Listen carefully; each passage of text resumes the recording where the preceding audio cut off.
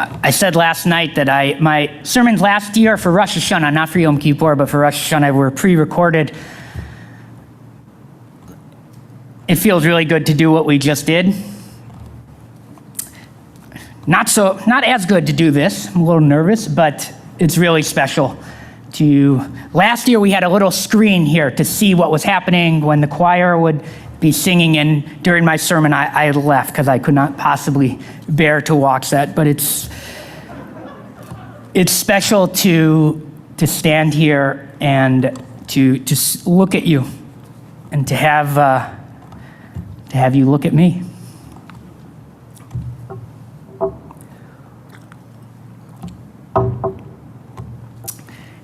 It's my duty to stand here to tell you what I know from our tradition and then distill that down into wisdom for how you can live a better life during the upcoming year.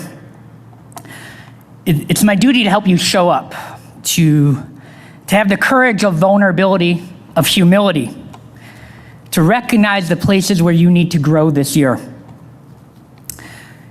But this previous year has made me unsure of what I know, and that is really scary. I'm scared of what I don't know. I'm scared of being seen or found to be an imposter. And I'm really scared of standing here empty-handed with no wisdom or no story to share. Yet I always have my story. And there's one part of my story that I have not shared, but have wanted to. And as a rabbi, it's the scariest story of them all. It's the story of how I feel about Israel. And while I'm sure you heard Israel, the operative word that you needed to hear was feel. I did not say that I was going to talk about what I can teach you, what you need to learn, or what you should believe. This sermon is centered solely on feelings, specifically those of your rabbi. What I want to do is share solely what I know to be true for me, which are my feelings. There's no Rashi or any other commentator to look to, because you cannot disagree or tell me that my feelings are wrong. And I'm doing this because then you will know me better. You'll better understand the person you see up here, the person you have in your head when you read my emails, and the person that you see and chat with in Trader Joe's. But more importantly, and this is the real take home, you can then ask yourself, what is my story? What is the story I need to tell? What is the story I have not shared? The piece of me that is keeping my friend, my partner, my neighbor, my child from knowing the fullness of who I am. I have no wisdom to impart other than being willing to share mine with the hope that it inspires you to do the same. This past spring, this past May, before anybody was welcomed back into the building, on the morning of Shavuot, I came to Rodfei, I headed up to the chapel. And since the attack on the Tree of Life Synagogue in Pittsburgh, I always have my phone with me on Shabbat and Yom Tov in case of an emergency. And I took it out to make sure that there were no messages that I had missed that I needed to see before the holiday began. And I had a text from my neighbor, and I decided that it was worth checking. He sent me an op-ed by Thomas Friedman about the escalating violence between Israel and Hamas. And my neighbor wrote me, "Let me know what you think about this article. I'm curious about what you think. I've not paid much attention to the Israeli-Palestinian conflict, and I respect your perspective." Services were about to begin, and I needed to focus. I needed to be sure that I was confident in my Yisker sermon that was coming up. But I couldn't. I was a wreck. I started crying and I could not focus. A simple text, a text that unbeknownst to its sender made me feel seen and cared for. His humility allowed the walls that had been closing in on me begin to recede. Putting aside how rare that kind of humility is, especially about Israel, he opened the aperture, revealing to me what I needed, and this led to a meaningful conversation. He allowed me to speak for myself and bring the fullness of who I am to that conversation. He was not seeking the opinion of Rabbi Minkus or some other symbolic exemplar, just David. His text allowed me to breathe again. It allowed me to clear my throat, and it was a small but enduring mitzvah. I was a wreck because I felt alone. I felt like the Israelites in the Torah, forced to dwell apart. A week into the war, I had seen editorials and social media posts vilifying Israel with what I felt was a fair assessment of blame. I saw Israel, the Israeli flag, and its Jewish citizens, including friends who had been spending time in bomb shelters, turned into global pariahs, a stand-in for colonial brutality and racism. I saw the inevitable conflation of anti-Semitism and anti-Zionism and the dangerous ramifications of the latter. And of course, I saw the devastation of all of these factors on ordinary Palestinians, their search for dignity, continual loss for hope, and the ever-shrinking prayer for peace. During this time, I felt squeezed. I felt America was showing its true colors, and perhaps as a Jewish American, just as my family had once felt in Austria or Lithuania or really anywhere else, I was seen simply as a Jew. It was as if I was being told that my hyphenated identity did not matter because the choice was not mine, which made me feel like there was no place for a Jew like me, a rabbi like me, no place for David nor Rabbi Minkus. Where is the place for a rabbi who says Palestinian lives matter? That the same divine image God imprinted on Sarah, God imprinted on Hagar. Just as God had done for Jacob, God did for Esau. Where is the place for someone who feels a deep hurt in his gut every time he hears something hard or difficult said about Israel, the way we do when we overhear an insult or a slight directed at a family member? Where is my place as a rabbi who wants his community to care about Israel, to recognize the historical, cultural, and religious significance of a sovereign Jewish state?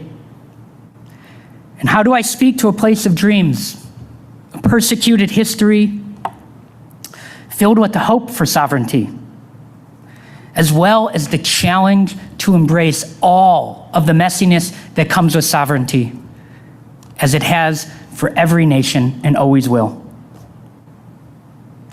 And how do I create programming that is kosher enough for every cohort of our membership to come? Those who identify as Zionists, non-Zionists, and anti-Zionists. And how do I get them all to come and engage with that program openly? How do I make it clear, abundantly clear, that we are better with all of you here? How do I reinforce that we must be allergic to bumper sticker allegiances, red lines, and loyalty tests? If there is to be a loyalty test, it's being thoughtful. Young person after young person is leaving Zionism, with many of them looking just like me. These are not isolated kids with limited knowledge of Judaism or access to other Jews. These are people who grew up going to day school and Jewish camp, many of whom remain deeply committed to Jewish life. And they're leaving angry and with bitter feelings about the education they received and the messages that they were taught or not taught. And this is felt so powerfully that this past spring, once the violence had died down, that 100 rabbis and rabbinical students penned an aggressive letter to donors or supporters of their respective movements about why they are no longer or Zionists, or at least questioning their Zionism. And if you're not familiar with what I'm talking about, I recommend that you Google this letter later. And regardless of your take on the letter and its signatories, we all need to know that it is an incredibly bold move to be a Jewish professional with the sun not even beyond the horizon of your career, and to take a position that is even within the ballpark of anti-Zionism and stand a hope of that sun ever fully rising. But they did. And we all need to contend with a Jewish institutional landscape where that's the reality. And maybe that was inevitable. Maybe 73 years in, that's what sovereignty looks like. Perhaps young people who grew up knowing neither England nor colonial life looked at America in 1849 and said its promise had failed. The dreams my parents saw and feel are too far from the reality I experience. I don't know, because they don't teach that history, that perspective in 5th grade civics. I said I would stick to feelings and avoid punditry, but I'll tell you this.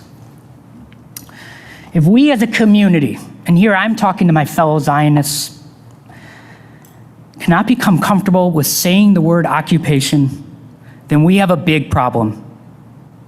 If we cannot say that word and come to terms with the fullness of the indignities that it presents, then we will, without question, lose generation after generation of young Jews to the ranks of those who exited Zionist stage left. Period.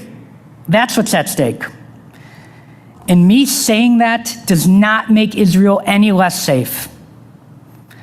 If I or any other rabbi had that kind of power, we don't. I wish I did, but we don't. I love Israel, and I feel at home in Israel in a way that I've never felt as an adult, whether here in Hyde Park or in New York. I believe in the Zionism of Echad Ha'am, of a cultural and inclusive Zionism. But I also subscribe to the simple Zionism of having a Jewish doctor, baker, and garbage man. Israel is a home, a hope, a beacon of light that serves as the Jewish version of, if so-and-so wins the election, I'm moving to Canada.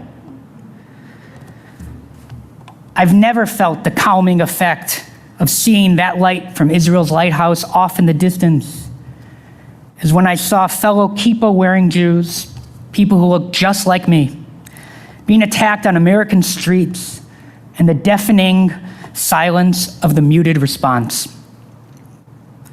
I came of age in the early 2000s during the Second Intifada, when coffee shops, pizzerias, and teen clubs were being blown up. My security guard on my first trip to Israel during the height of that Intifada had survived the bombing at my future cafeteria at Hebrew University.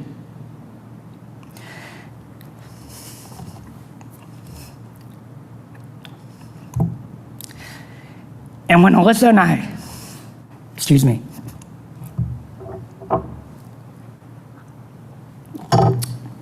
when Alyssa and I spent the year in Israel, just weeks after Alyssa had returned to the States, the bus she would have been taking to work was blown up. And we all have these stories. It's a small world, and when you combine Jewish geography with Israel, it makes the world feel like a small kibbutz. And it's a shame that I need to spend over a paragraph going over my Zionist bona fides to demonstrate my Ahavat Yisrael, my love for the Jewish people. But I've learned that I do, that you need to hear that I care. Now I want us all to care. Zionists need to recognize while Israel is vulnerable, it is strong, in power, and in control. As Jews, we have to care about Palestinians, even when, like for me, that care hits on a nerve of long-standing insecurity. And non-Zionists need to recognize that the rich diasporic lives we live cannot be separated from the unconscious pride and strength Israel gives to our lives here. How Israel's existence has fleshed out our lives as American Jews in innumerable ways. Each of us must recognize that tribalism can be a good thing. We all cheered for the Americans at the Olympics, and not because we ever heard of the woman who won the steeplechase, or frankly, because we have any idea what the steeplechase is. But we cheered for them because of an accident of our birth, and not only is that natural, but it's okay. That tribalism becomes dangerous when we ignore its teachings, that we were chosen solely to spread light, care for the stranger, and help the world recognize the divinity in each other. We need our tribal beginnings to serve as a foundation and to ground us in that foundation. Yet it becomes incestuous idolatry when we do not mind those particular stories for their universal lessons and connections. And those lessons are here in the diaspora, and they are there in Israel. They will only become clear when we open our eyes, ears, and have our hearts open to them. That is when we will be able to see that sharing our stories will collapse the distance, real or imagined, between us. And it's that realization of mine about sharing our stories that brought me to ask 12 of your fellow members to share their story, their feelings about Israel with you. Their truths may or may not resonate with you, but their feelings will. And over the course of this year, 5782, we will come together to hear their story. We can no longer ignore Israel. But the only way to fully and appropriately bring Israel into Rodfei Tzedek is through your voices, not through outside speakers or hearing mine. And when we do this, we will stand alone as a community that comfortably and beautifully talks about Israel while welcoming all of its members to share in that telling. And we do this not because we agree or disagree, but because we are a community. And you will show up for that event, not because you necessarily care about the subject, but because you care about the speaker. We have no chance of changing the discourse out there if we cannot transform the discourse in here. We are a people who have been guided down the river of history with stories as our paddle. Our people's story began when an unknown man had the courage to listen to God's story. Our task is far simpler. When you know your story and can share it with conviction, then each of us will know that story, and we will know you better. So let me end with this story.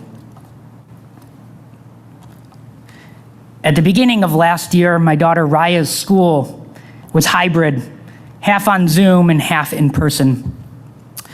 When her kindergarten class was on what she referred to as Zoom school, she would have a moment midway through the morning every day called free exploration, where they were supposed to go, run around, play, get their spilkies out away from the screen. For the first few weeks, Raya would go off and play quietly by herself until she needed the inevitable snack. But then there was a change to her routine. She discovered something, which we only uncovered because she no longer seemed to be having this free time, nor was she nudging us for that snack. Her epiphany was that when all the other students left to go play, her teachers stayed on Zoom. When we asked her what was going on, why was she staying in her room, and what was all of the talking that we heard, we found out the truest answer. We get to unmute ourselves. When we get to just be, to press unmute, our true self is revealed, yielding a literal and psychic deep breath. Thank you for letting me press unmute. I want this to be the beginning of a better understanding of your rabbi so that I can better understand you. And then you can better understand the person you see at Kiddush, whenever that returns.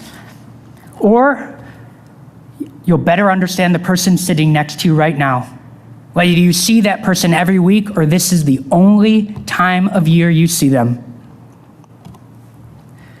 Israel means to wrestle with God, but it is also a name, a placeholder, a vessel for holiness. Let us lean on our name, grapple with ourselves and our story, being willing to listen when our loved ones and our neighbor have the courage to unmute, and allow that to do the same for you. When we do that, we earn our name, because that wrestling will reveal a community that contains the holiness of God. May we all be inscribed in the book of life for a year of health, meaning, and hitting unmute. Shana Tova.